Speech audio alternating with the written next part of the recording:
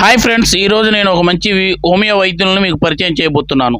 మీరు చూస్తున్న ఈ హోమియోపతి వైద్యశాల ఆంధ్రప్రదేశ్ రాష్ట్రం విశాఖపట్నం తుర్లవాడ సమీపంలో 50 సంవత్సరాల క్రితం డాక్టర్ రమేష్ గారు నవనీత ఫ్రీ హోమియోపతి హాస్పిటల్ ప్రారంభించి అన్ని వ్యాధులకు ఉచితంగా వైద్యంతో పాటు హోమియోపతి మందులను అందజేస్తున్నారు. అలాగే అన్ని జీవరాశులకు చెట్లకు సైతం ఉచితంగా మందులు అందజేయడంతో పాటు వచ్చిన వారందరికీ కూడా అల్పాహారాన్ని ఉచితంగానే అందజేస్తున్నారు. ఇలా 50 సంవత్సరాలుగా ఆంధ్రప్రదేశ్లోని ఎంతోమంది రోగులకు, మూగజీవాలకు, చెట్లకు వైద్య సేవలు అందిస్తూ గొప్ప శాస్త్రవేత్తగా పేరు గావించారు. డాక్టర్ రమేష్ గారు సాధారణ రైతు కుటుంబంలో జన్మించి ఎంతో మందికి సేవలు అందిస్తున్నారు.